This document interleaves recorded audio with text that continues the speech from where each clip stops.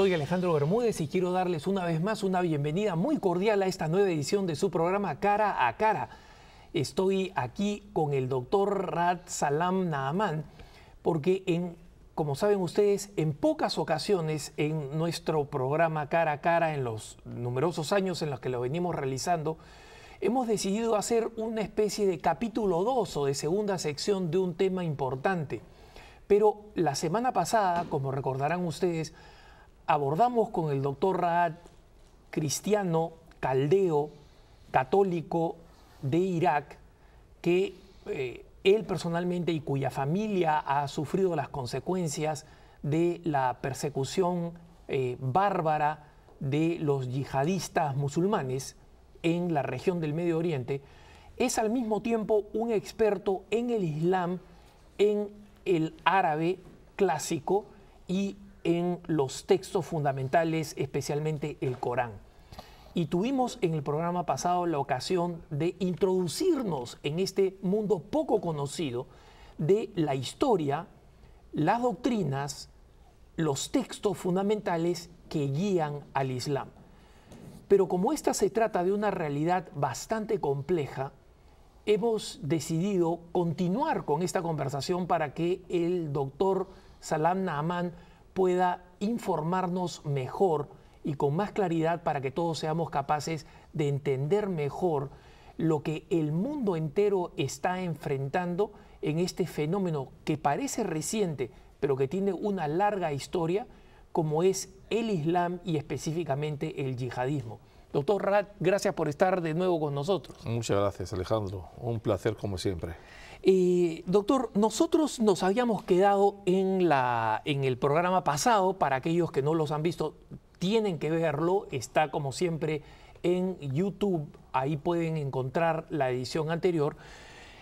Hablamos del extrañísimo origen de Mahoma o Mohammed, el fundador, digamos, del Islam, cómo fue entrenado en sus primeros años en la herejía cristiana nestoriana, cómo luego, siendo analfabeto, comienza a tener estas supuestas revelaciones que van a ir acumulando una serie de dichos o de enseñanzas que se transmiten por vía oral y que finalmente componen una selección relativamente arbitraria de lo que hoy en día se conoce como el Corán.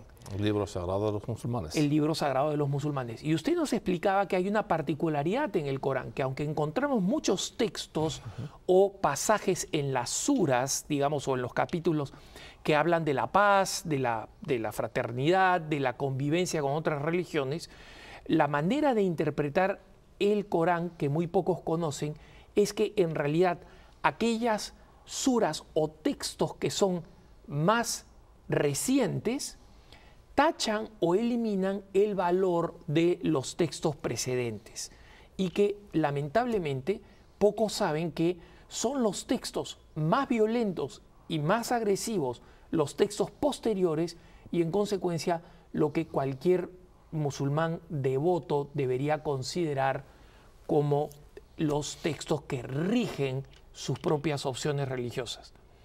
A partir de ahí, usted nos hizo una breve síntesis de dónde surgen estas dos ramas más importantes, no las únicas, del Islam, que son los suníes o sunitas y los chiíes o chiitas, ¿no?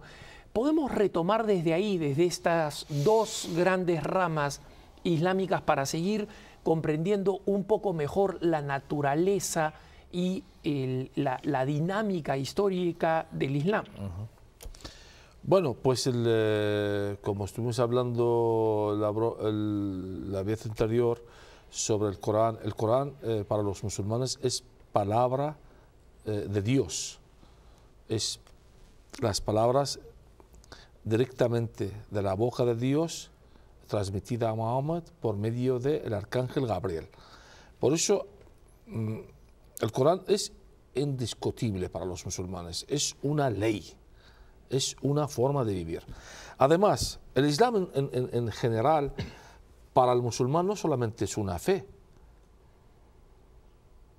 el Islam para el musulmán es su vida, es su cultura, es su forma de vivir, es todo.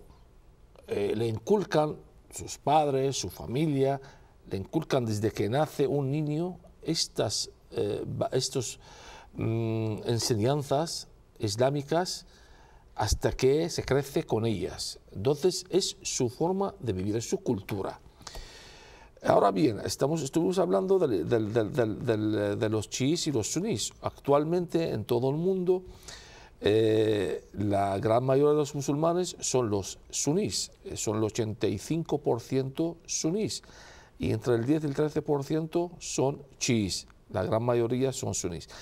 Pero los sunís también, hay muchas ramas de los sunís. La rama actualmente más fanática, más cerrada, son los salafistas, se llaman los salafistas de los sunís. ¿Qué significa el salafismo? No sé si los oyentes han oído de esta palabra. Últimamente sí, se habló mucho del salafismo. ¿De dónde viene la palabra salafismo? Viene de la palabra árabe salaf. ¿Qué significa salaf? Significa antepasados. ¿Qué quiere decir el salafismo o antepasados? Lo que quiere decir es que el musulmán debe de vivir como han vivido las primeras generaciones del Islam, Mahoma o Muhammad y sus seguidores, con sus conquistas aplicando la ley islámica. Es la rama más rígida del Islam. Fue fundada precisamente por un célebre musulmán del siglo XIII, Ibn Taymiyyah, que vivió entre los años 1263 y 1328, justo cuando terminó la última cruzada, que terminó en el 1291, si no me falla la memoria, sí. Pues este Ibn Taymiyyah se considera la quinta escuela en el Islam, porque también en el Islam hay 4 escuelas, es el Maliki, el Hanbali, el Shafi'i y el Hanafi. Entonces, esta escuela, la quinta, es la más rígida del Islam. Ibn Taymiyyah siempre, en sus escrituras, en sus predicaciones, siempre atacaba a los judíos y los judíos y los cristianos, llamaba a los cristianos a todos los cruzados, animaba a luchar contra ellos y además animaba de aplicar la ley islámica. En el siglo XVIII, un tal Muhammad Abdul Wahhab, que vivió entre los años 1703 y 1792 en Arabia Saudita, abrazó las ideas de Ibn Taymiyyah, empezó a predicar otra tendencia basada sobre las enseñanzas de Ibn Taymiyyah, se llama el wahabismo, el que hoy día está en Arabia Saudita, los wahabitas. Así es. Pues empezó a acercarse al rey de Arabia Saudita en aquel tiempo, que se llamaba Muhammad, y el rey abrazó las enseñanzas de Muhammad Abdul Wahhab y se impuso estas enseñanzas. Son enseñanzas muy rígidas y también aplicando la ley islámica, lo que está pasando en Arabia Saudita hoy. Hoy en Arabia Saudita se aplica la ley islámica a rajatabla. Y es importante entender que muchas veces los cristianos que provenimos de sociedades donde hay una natural separación iglesia-estado, porque digamos es connatural a la visión cristiana, en ellos no existe. La ley religiosa y civil es una sola. Es que ¿de dónde viene este?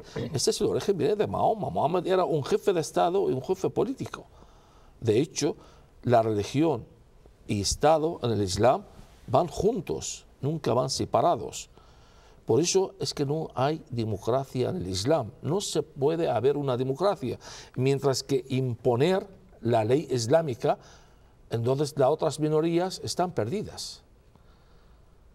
Entonces no hay democracia. Vamos más allá del wahabismo. En el siglo XIX, un tal Jamal Din al-Afghani, es de Kabul, Este vivió entre los años 1839 y 1893. Pues un afgano. Digamos. Afgano, sí, afgano. Sí. Este sí era un célebre también, era un jurista, era buen discursante. Cuando se discursaba, pues unas 7, 8 horas hablaba sobre el Islam y no paraba. También abrazó el salafismo y empezó a predicar el salafismo, animando a los musulmanes a unirse contra el Occidente. Además, aplicar la ley islámica.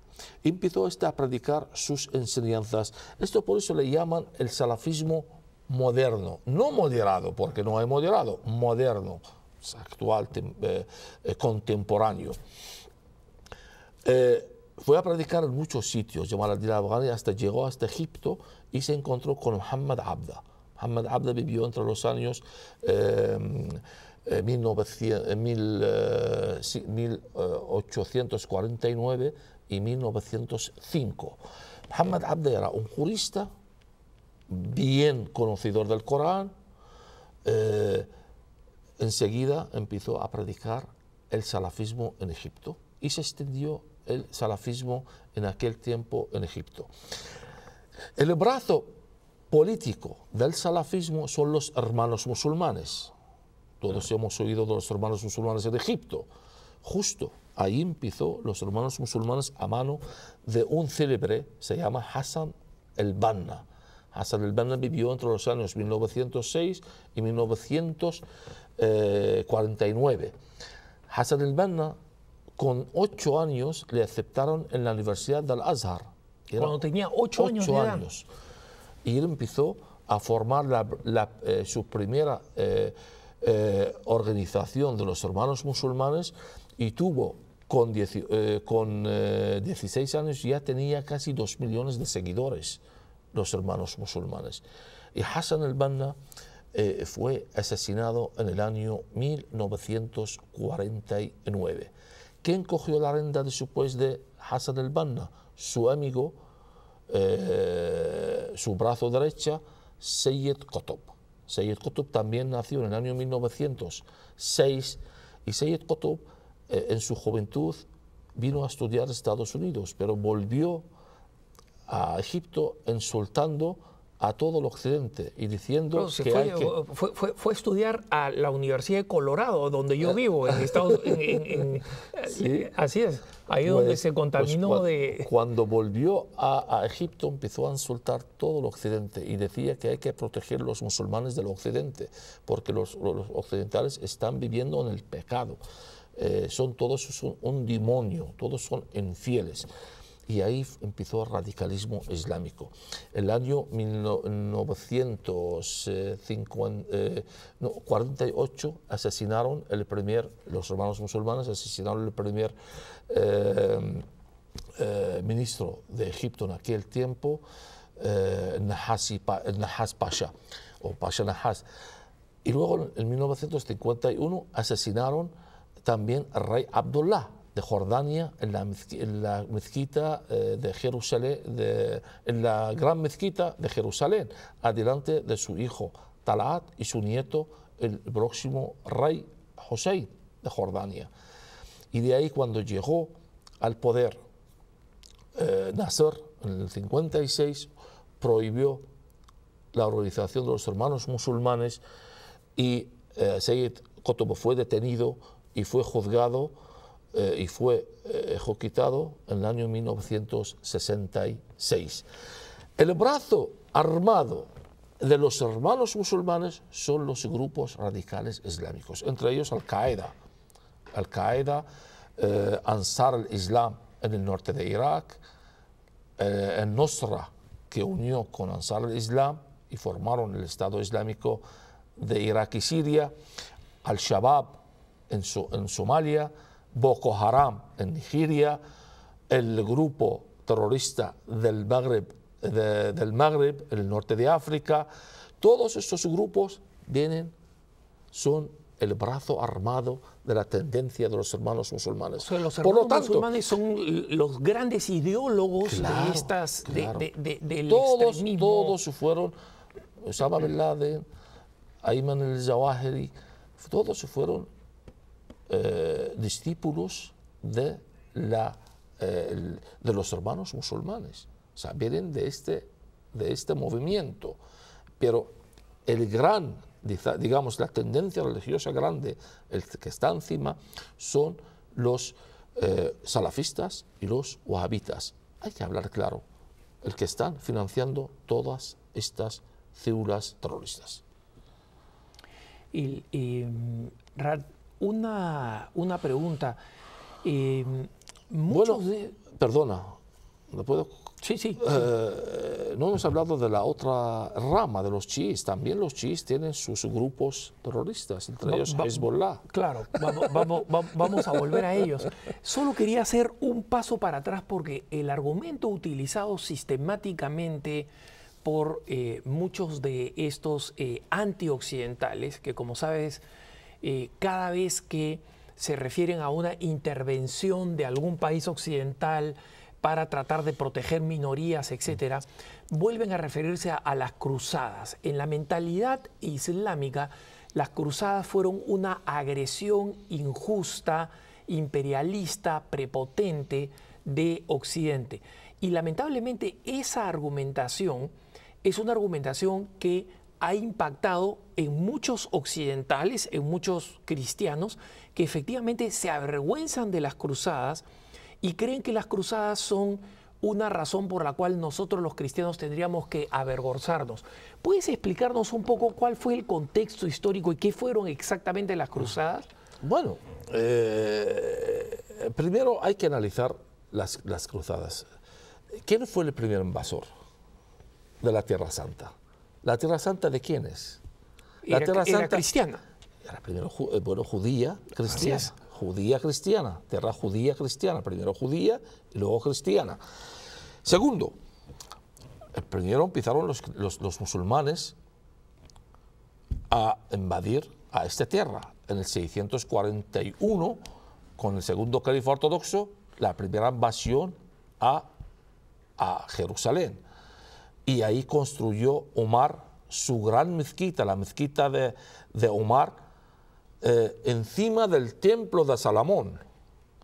¿Te podéis imaginar? Es que de verdad a mí este tema es que me llega al corazón. Un templo sagrado para los judíos, lo que significa para los judíos este templo. Claro, no era un templo, era el templo. El templo principal para los judíos. Sea como sea, ¿dónde está el respeto? Porque los musulmanes hablan de respeto. ¿Y dónde está el respeto? El que ellos han mostrado de los judíos. A construir una mezquita encima de su templo sagrado. Y no solo eso, llegan en la época de los Umayya, en el año 669, con el califa Hisham, y construyen una cúpula encima de la mezquita como para ponerla más significante y más importante. Pero no pueden ellos, o sea, nos ponemos en el lugar de los judíos. Imaginamos hoy día, Estados Unidos invade Arabia Saudita y construye una iglesia encima del Kaaba. ¿Qué pasará? ¿No se levantan 1.300 millones de musulmanes matando a la gente donde sea? Y los judíos no hicieron nada. Hasta hoy día respeten esta mezquita. Y ahí está la mezquita. Y el que visita Tierra Santa puede ver la famosa mezquita. Y la gente musulmana van ahí a peregrinar a la mezquita y ven la mezquita. ¿Quién está mostrando más respetable? ¿Los judíos o los musulmanes? Los judíos respetan más a los templos, a los lugares sagrados de los musulmanes que los judíos, que los musulmanes. Ese es el primero. Segundo, primero las cruzadas, o cuando fueron los cristianos ahí a defender la Tierra Santa, ellos lo hicieron por un motivo político, económico de aquel tiempo. y para defender una tierra que es judía, cristiana, y eran unas guerras más bien políticas, no tiene nada que ver con la religión. Aunque iban con vestidos de cruzados, con la bendición del Papa, la primera cruzada, Urbano II, pero nunca el Papa cogió la Biblia y dijo, Jesús dijo, vamos a matar, porque Jesús nunca dice eso en el Evangelio, nunca utilizó la Biblia, no como los musulmanes. Cuando invaden y cuando matan, aplicando la ley islámica, aplicando los versos del Corán, las leyes. Pero los cristianos en aquel tiempo, todas sus guerras y todas sus batallas fueron decisiones políticos económicos, no decisiones religiosas basadas sobre textos supuestamente sagrados. Eso es. O sea, no fundaban sus hechos sobre las palabras de Jesús. No es como los musulmanes. Cuando luchan, cuando matan, siempre utilizan versos del Corán. Y dicen que Dios nos manda a hacer eso. Además, voy más allá. Y fíjate, la cruzada duró 200 años, por eso le llaman la guerra de 200 años. Terminó la guerra y vieron los papás después.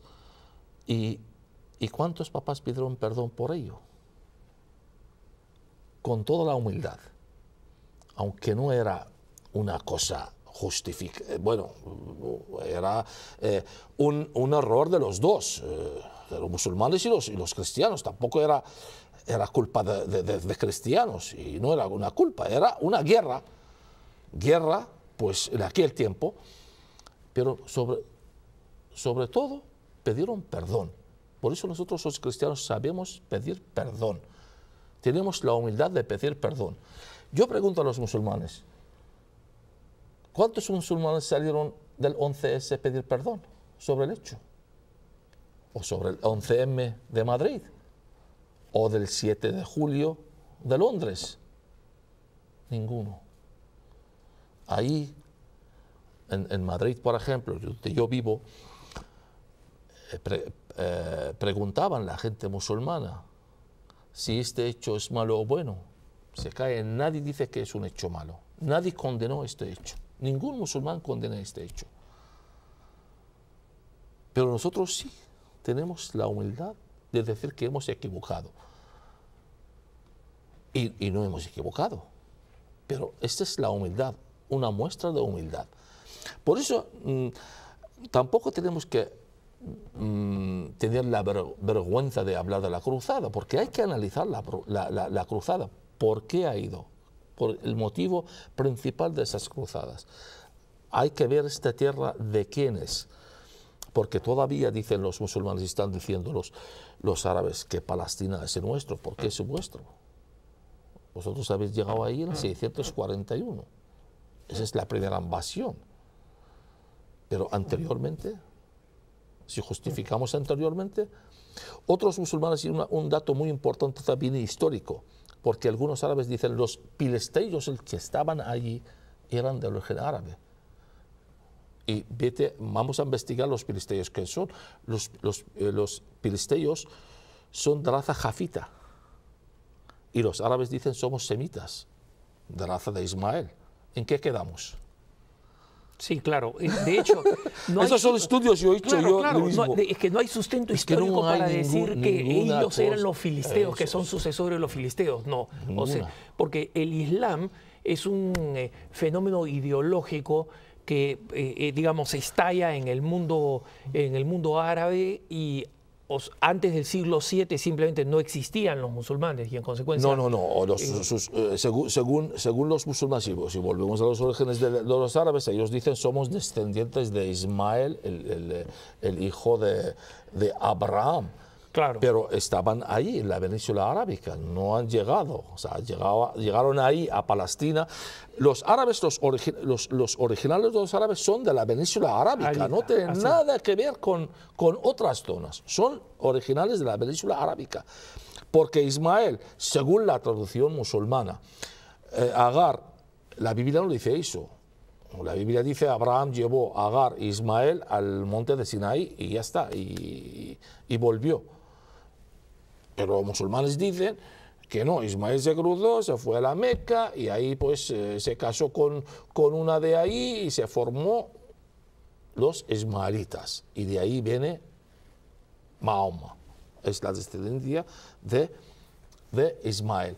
Además, también según la traducción musulmana y contradice con la Biblia que el sacrificio por eso hace una semana que era la fiesta del Cordero de los musulmanes, el Eid el-Kabir o la gran Pascua de los musulmanes, que el sacrificio fue de Ismael, no de Isaac, algo que contradice con la Biblia.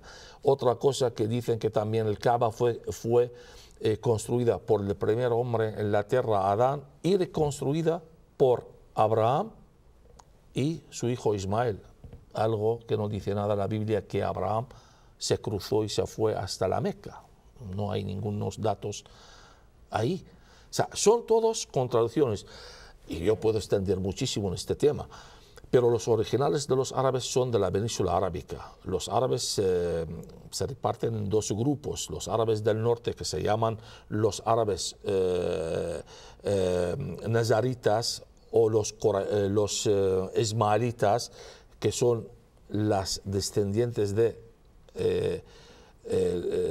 ahí viene Mahoma, la tribu de Quraysh, y los árabes del sur, que son los originales de los árabes, o los yemenitas se llaman.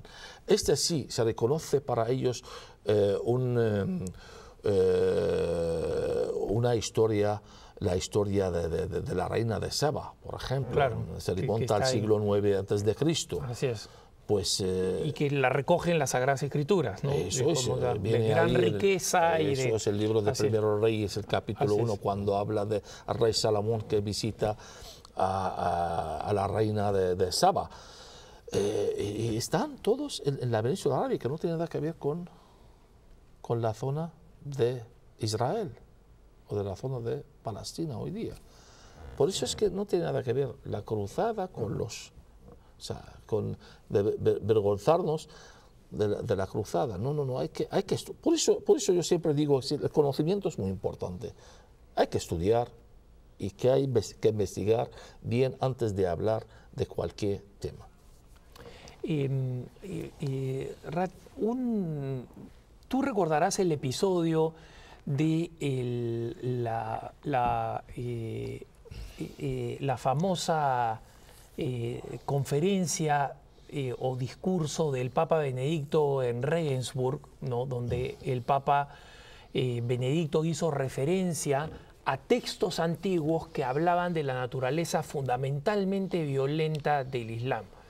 Esto ofendió a los musulmanes, pero los ofendió de una manera paradójica. Su forma de protestar fue precisamente matando cristianos. De una forma triste, trágica, de básicamente corroborar lo que el mismo Papa Benedicto había dicho. ¿Cuál es el estado del Islam hoy? ¿Cómo describes tú el estado del Islam hoy? Hay importantes sectores del Islam que se han moderado. Hay importantes sectores del Islam que representan al Islam como una religión de paz. Y te lo pregunto porque cada tanto nosotros escuchamos que en distintas partes del mundo autoridades católicas establecen diálogos o intercambios con algunas figuras destacadas del mundo islámico. A ver, primero, a mí la verdad que me hace sentir mal cuando se dice el Islam es una religión de paz. Hay que investigar el Islam bien y hay que leer el Corán bien para decir el Islam es una religión de paz o es una religión violenta. Yo, en mi opinión, es una gran amenaza para la civilización y para todo el mundo.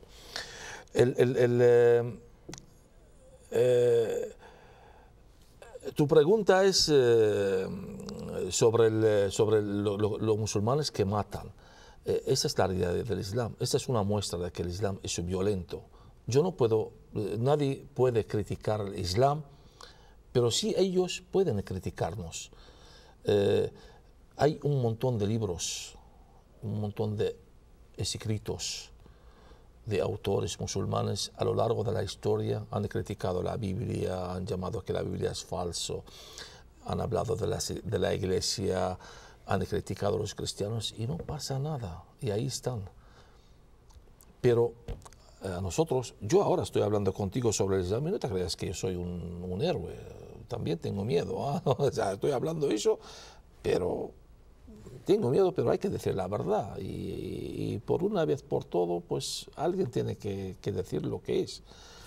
Ahora, hay intelectuales, Rad, que dicen, algunos intelectuales europeos relativamente sofisticados que dicen, mira, casi todas las religiones tienen un extremo minoritario, radical, y el Islam también, pero esa no es la verdadera religión islámica. Eso es lo que voy a explicar, eso es lo que quería explicar a lo largo.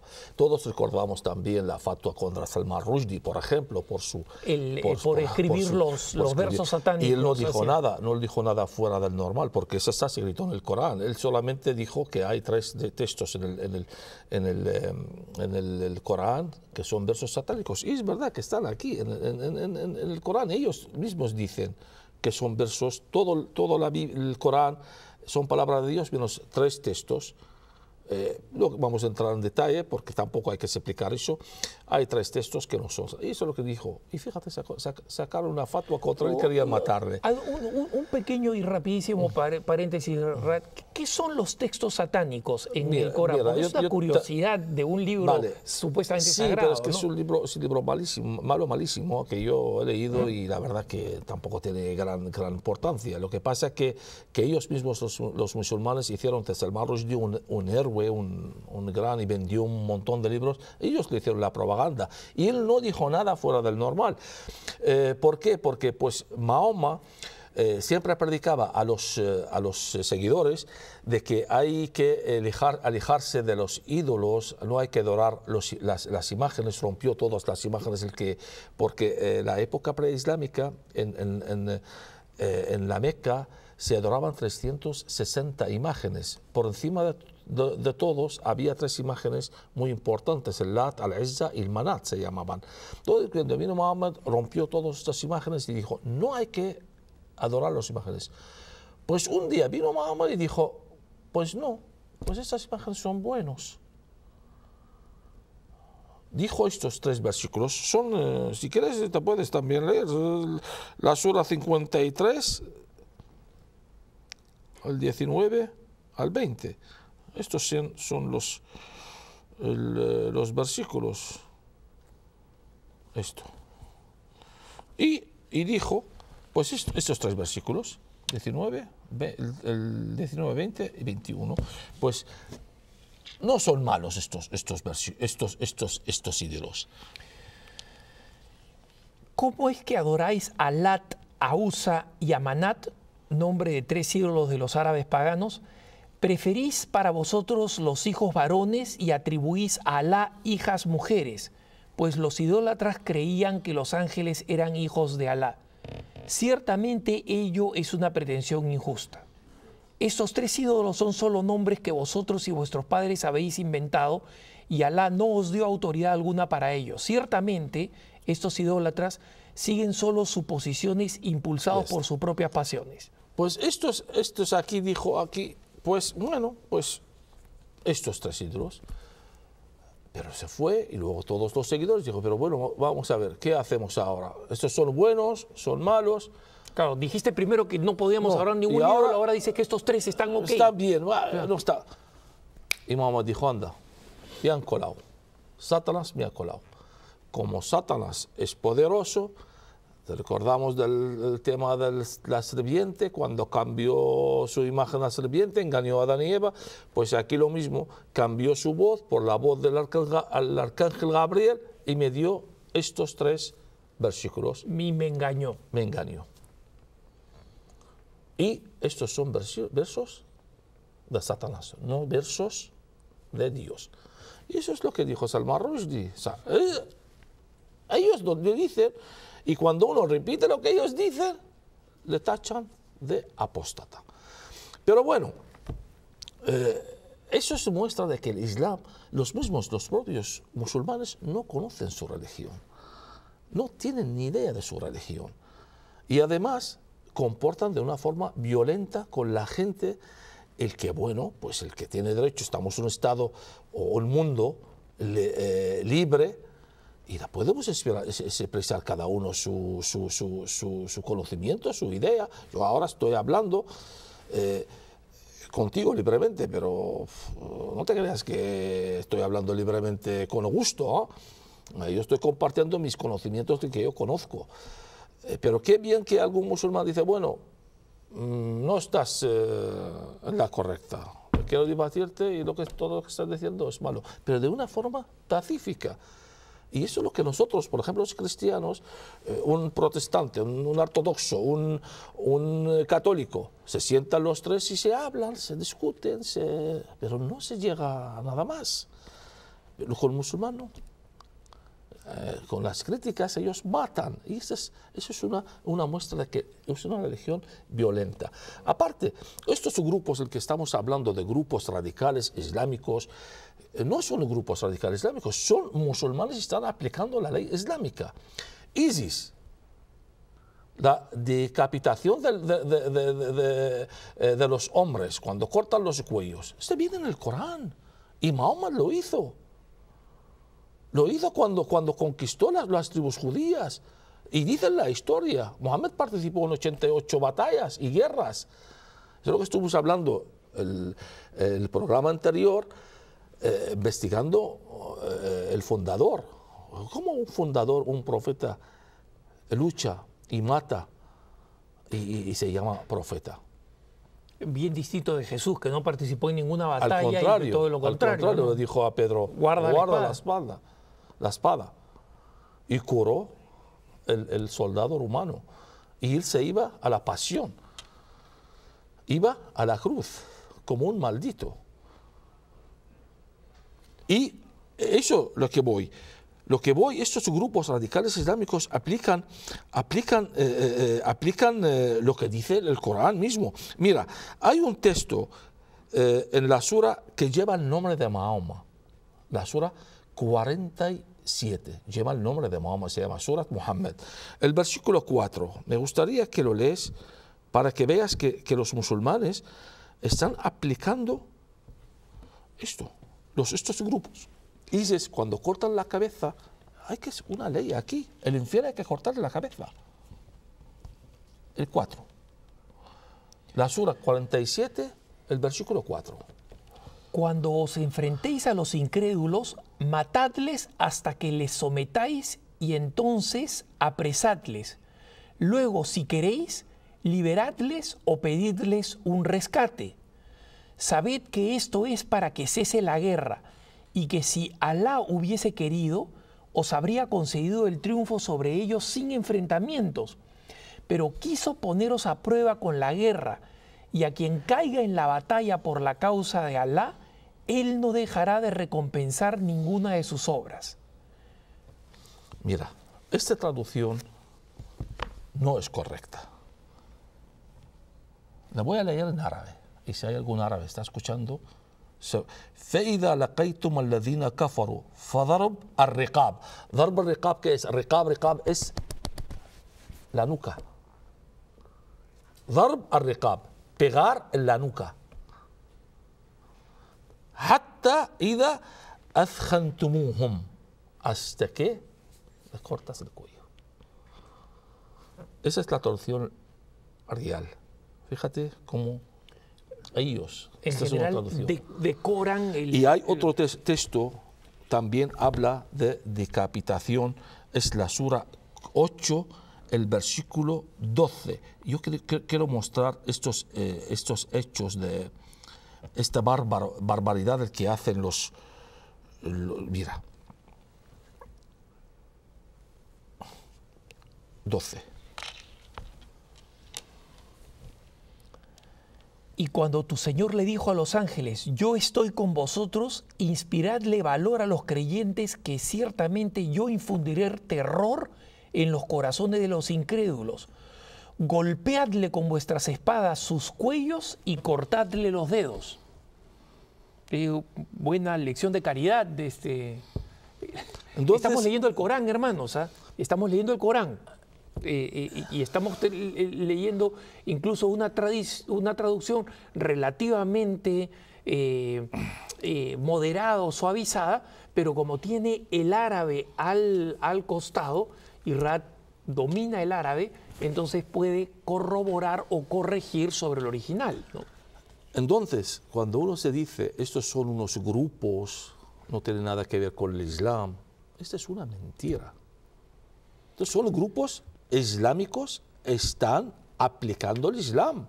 No hay que engañarnos. Puede decir lo que sea, pero que están matando realmente a los cristianos en Irak y en Siria son musulmanes. Y están matando en el nombre del Islam y en el nombre de Allah. ¿Tú crees que esa es la razón por la cual ante todas estas masacres y barbaries absolutamente inhumanas que nos han llevado realmente a la edad de bronce de la humanidad en términos de brutalidad y primitivismo, que ante esta situación los rechazos de parte de líderes musulmanes hayan llegado con gotero, o sea, minúsculos, tiene algo que ver con eso, con el hecho de que en el fondo muchísimos líderes musulmanes en Occidente en el fondo creen que lo que se está haciendo está siendo el cumplimiento de lo que enseña el Islam?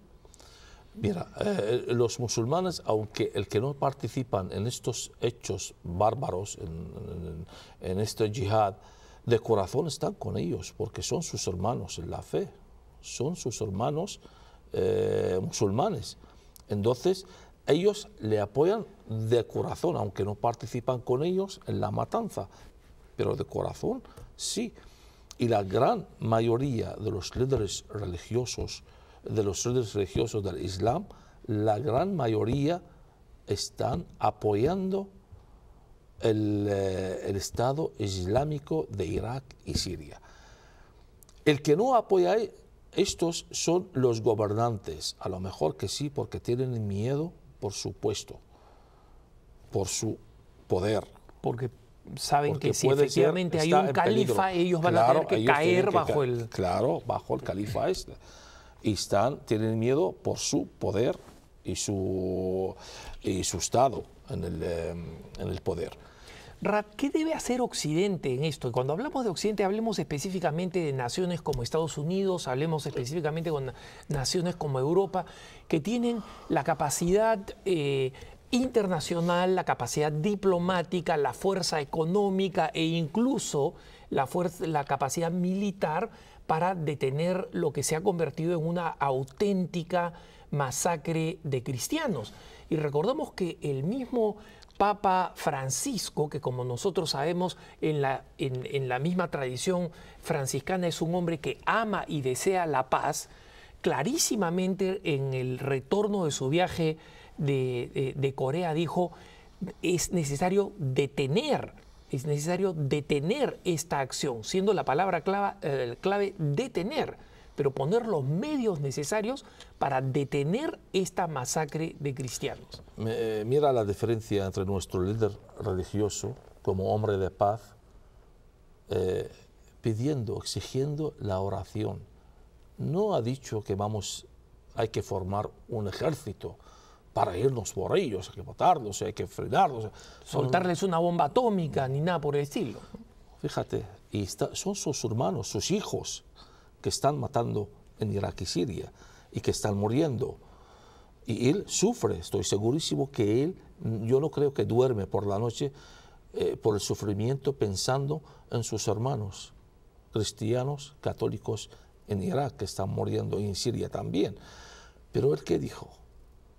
Pedimos la paz, oramos por la paz.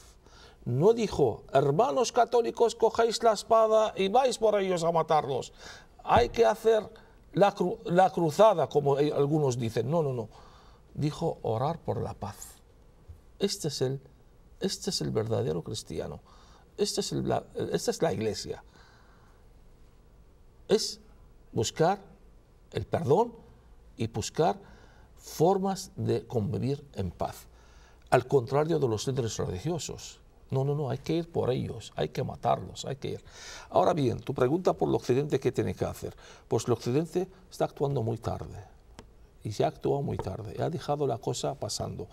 Yo creo que el Occidente sigue pensando que son asuntos lejanos de nosotros, que no llega hasta aquí, este mundo está siempre en conflicto, tiempo al tiempo, se soluciona. O se está minusvalorando, dirías tú. Sí, justo. Pero no, este asunto se ha ido de la mano. Y la toma de decisión, por ejemplo, del presidente de Estados Unidos a bombardear el Estado Islámico, con este no se acaba con el Estado Islámico. Este va a alargar el tema. Y la prueba de ello, no hace mucho, hace una semana, el Estado Islámico ha conquistado otro pueblo a la frontera de Turquía y se ha caído en su mano. Por lo tanto, esta no es la solución. La solución hay que tomarlo, y lo siento decirlo, yo soy hombre también de paz, a mí no me gusta la guerra, porque yo he sufrido dos guerras y sé lo que es una guerra. Yo he vivido la guerra de Irán-Irak y la primera guerra del Golfo, haciendo el servicio militar obligatorio. Conozco qué es la guerra, es un sufrimiento, y he salido de estas guerras herido y muy mal. Por eso conozco la guerra. Yo no deseo la guerra al peor enemigo mío. Fíjate lo que te digo. Ni a los musulmanes tampoco. No me gusta entrar con ellos. Pero ante esta situación hay que tomar una decisión seria y clara. Porque primero hay que proteger a los cristianos de Irak. Es que los cristianos de Irak están sufriendo. La verdad que están muriendo. Y ahí están pasando muy mal. No saben qué futuro les esperan.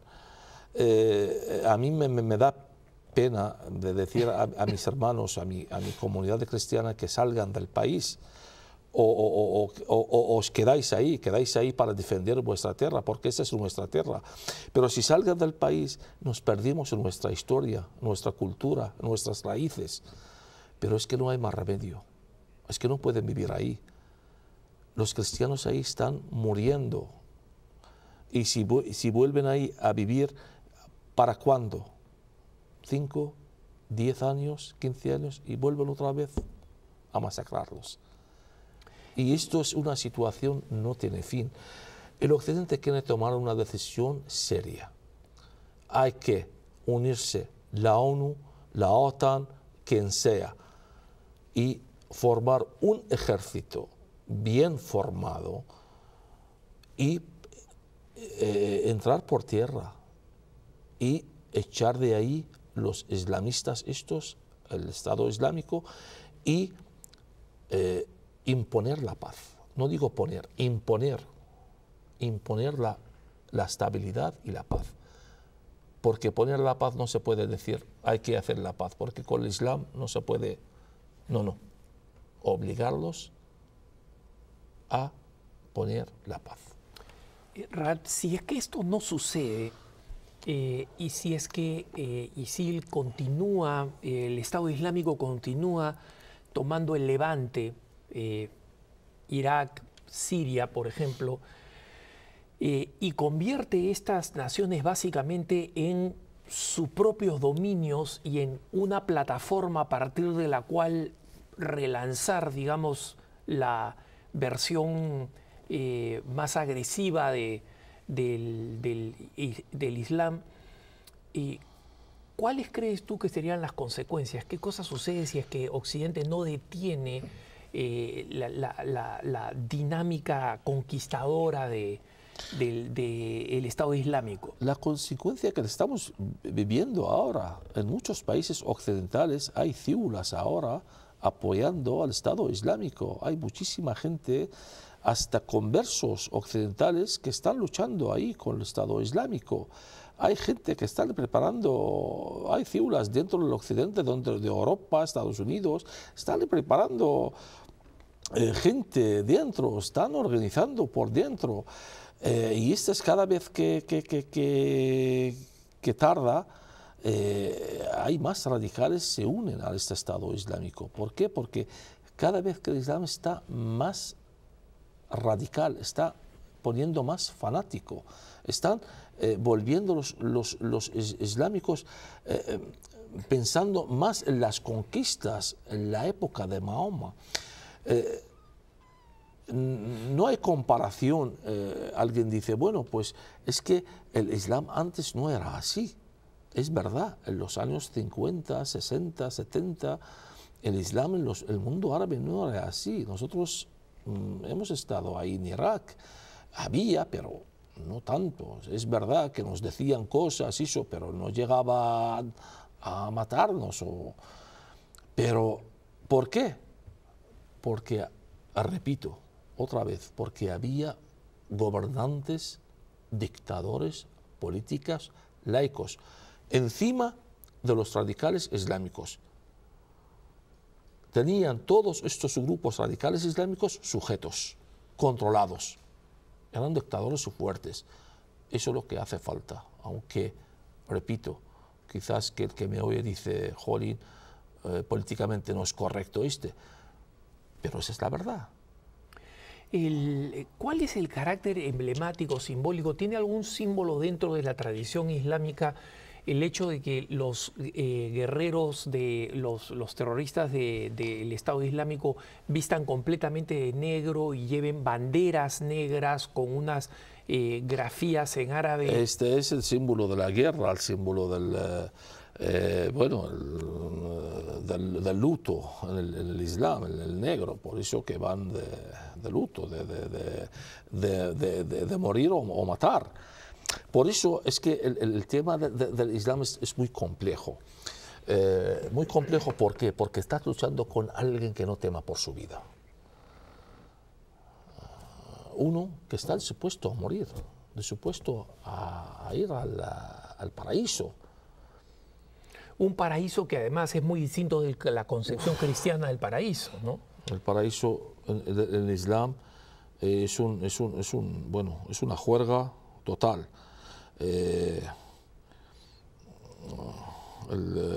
La Sura 56, el versículo 17, mira, 17 al 20, te explica bien lo que es el cielo, digamos así. El paraíso para un yihadista. Circularán entre ellos sirvientes eternamente jóvenes, con vasos y jarros y una copa de vino extraída de un manantial que fluirá permanentemente, que no provocará jaqueca ni embriaguez. Les traerán las frutas que prefieran y la carne de ave que desean. Habrá para ellos huríes de hermosos ojos. ¿Qué son huríes? Huríes son vírgenes, mujeres bellas con ojos grandes. Como si fuesen perlas ocultas. Esta será la recompensa que recibirán por sus obras. Pues el yihadista cuando muere va a este paraíso.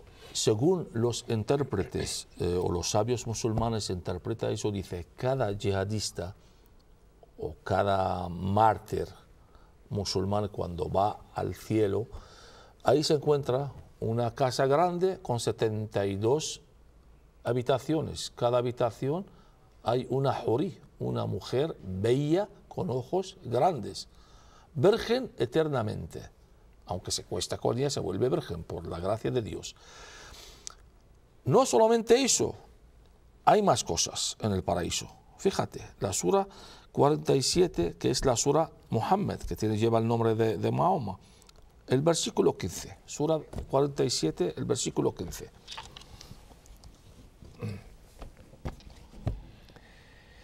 En el paraíso que le fue prometido a los piadosos hay ríos de aguas cuyas propiedades son inalterables, ríos de leche que siempre tendrán buen sabor, ríos de vino que no embriaga y que será un deleite para quienes lo beban, y ríos de miel pura. También tendrán en él todas las frutas que deseen. Su Señor les perdonará. ¿Acaso quien disfrutará de estas gracias puede compararse con quien morará eternamente en el infierno y solo beberá agua hirviendo que cortará hasta sus intestinos? Es una juerga. Digamos, es un hotel de 7 estrellas combinado con un prostíbulo. Lo que hay ahora en Abu Dhabi. Pero fíjate, no dice en árabe, no dice vino que no emborracha. Aquí en árabe dice es vino, ríos de vino. Y aquí uno pregunta, ¿pero no está prohibido el vino en el Islam? Pues por eso cuando yo pregunto a un sabio musulmán, digo, bueno, ¿aquí en qué quedamos? Dice, no, todo lo que está prohibido aquí en la tierra, en el paraíso, está permitido en el cielo. Para un yihadista. Y esto es lo que hay, y estas son las cosas, el que la gente, jóvenes especialmente cristianos, el que no tienen ni idea ni su religión, de su religión, ni del Islam, pues se engañan de estas cosas. Cuando el musulmán pues empieza a predicarle, a hablar de los 124 versículos de paz, hablando de eso, del paraíso, las mujeres también le engañan, aparte es que la mujer está muy discriminada en el Islam. Y le dicen, lamentablemente, que más bien gozan de absoluta dignidad, ¿no? Ramán, Rad, quiero agradecerte muchísimo haber estado con nosotros y habernos ilustrado de esta manera sobre el Islam. Nos has dirigido a los textos auténticos y genuinos. Sabemos que el apostolado que tú haces de revelar la verdad tiene un costo enorme y tú te has puesto en las manos de Dios. Queremos darte gracias, yo personalmente y en nombre de todos nuestros televidentes, de todo corazón. Cuenta con nuestras oraciones para que sigas adelante con tu ministerio y que el Señor te bendiga. Muchas gracias, hermanas y hermanos, por habernos acompañado en este programa. Creo que va a ser uno de los históricos y de los más vistos y de los que más ustedes tienen que promover que se conozcan para comprender la situación histórica que estamos viviendo en este punto del siglo XXI. Los dejo en compañía de la mejor transmisión católica en EWTN. Hasta la próxima. Soy Alejandro Bermúdez. Me despido una vez más. Adiós.